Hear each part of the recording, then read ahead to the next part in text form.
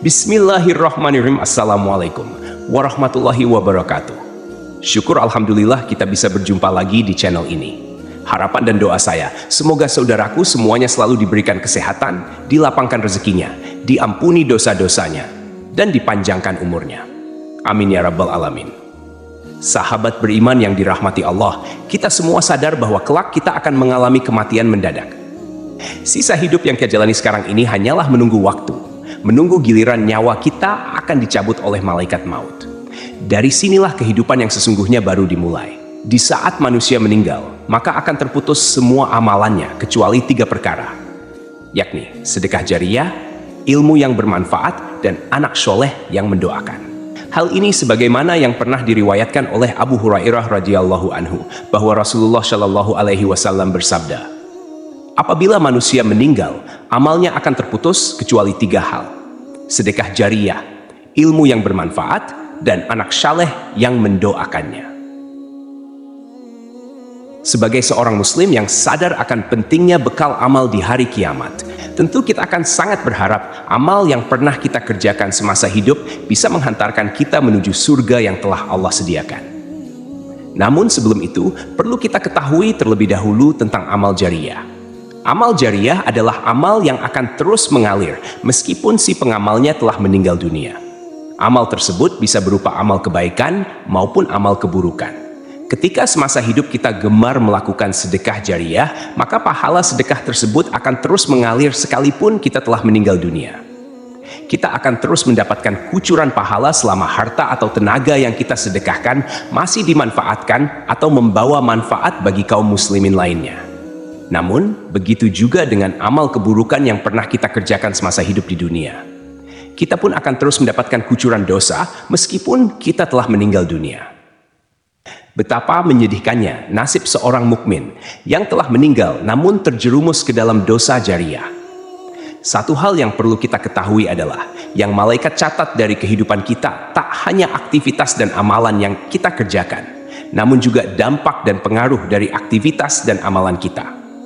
Dalam surah Yasin ayat 12, Allah Subhanahu wa Ta'ala telah berfirman, sesungguhnya kami menghidupkan orang-orang mati, dan kami menuliskan apa yang telah mereka kerjakan dan berkas-berkas yang mereka tinggalkan.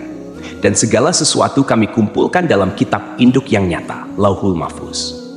Dari ayat tersebut dapat kita simpulkan bahwa orang yang melakukan amal dan aktivitas yang baik, maka insya Allah, Allah Subhanahu wa Ta'ala akan mencatat amal baik itu dan memberikan ganjaran dari apa yang diamalkannya.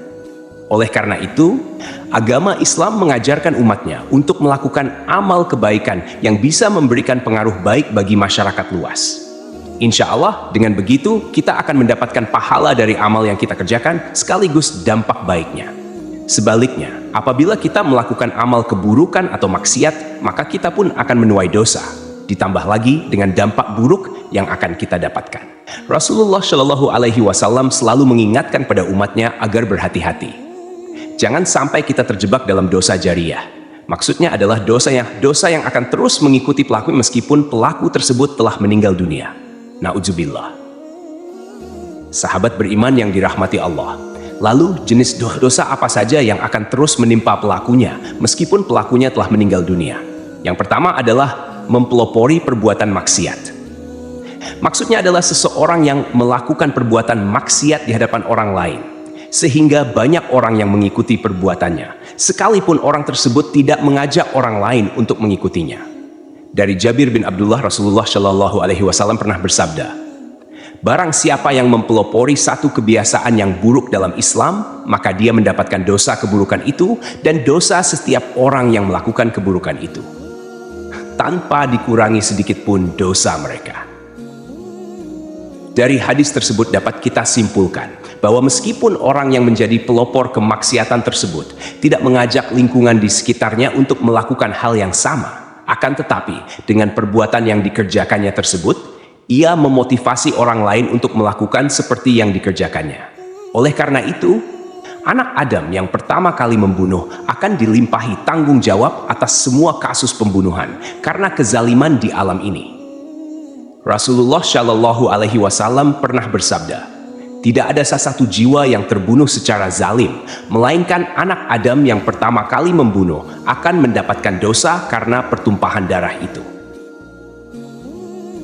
Jika kita mengkaji lebih dalam dari hadis tersebut, maka kita bisa mengambil contoh mudah seperti ini. Mungkin kita pernah melihat seorang wanita yang mengenakan celana pendek di hadapan publik.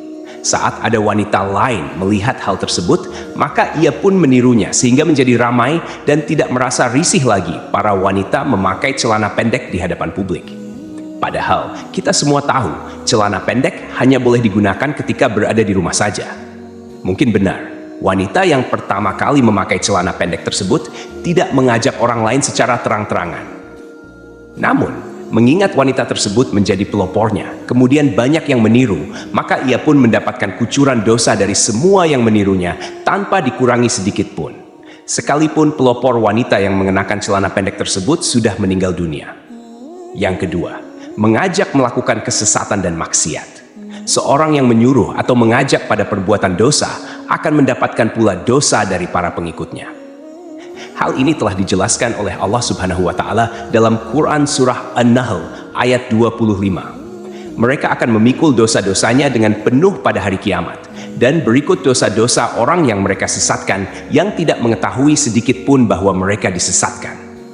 Adapun orang-orang yang termasuk dalam dosa ini adalah para dai yang menyeru kepada kemaksiatan, ataupun tokoh paranormal yang mengajak kepada kesirikan.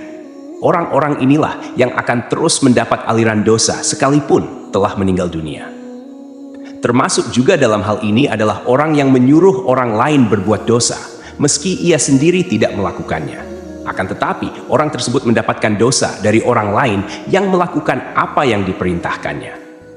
Sepanjang masih ada manusia yang mengikutinya menjalankan apa yang diperintahkannya, selama itu pula orang tersebut akan turut mendapatkan limpahan dosa, sekalipun jasadnya sudah terkubur dalam tanah. Lalu, apa yang harus kita lakukan jika ingin lepas dari dosa jariah? Sahabat beriman yang dirahmati Allah Subhanahu wa Ta'ala, tidak ada cara lain selain segera bertaubat dengan sebenar-benarnya taubat kepada Allah. Jika dari perbuatan tersebut ada yang berupa materi, segeralah untuk membersihkan semuanya dengan cara beramal atau memberikan kepada panti asuhan. Yang terpenting adalah niatkan semua itu karena Allah. Atau jika kita semuanya masih ragu, bisa mendatangi para ulama besar. Mintalah saran dari para habaib. Lalu setelah itu berhentilah dan bertaubatlah. Karena kita semua tahu Allah adalah satu-satunya zat yang maha penerima taubat dari hambanya. Semoga Allah Subhanahu wa Ta'ala menghindarkan kita semua dari dosa jariah yang menghinakan. Amin ya rabbal alamin. Wallahu alam bishawab. Demikian yang bisa saya bagikan. Semoga bermanfaat untuk kita semua. Assalamualaikum warahmatullahi wabarakatuh.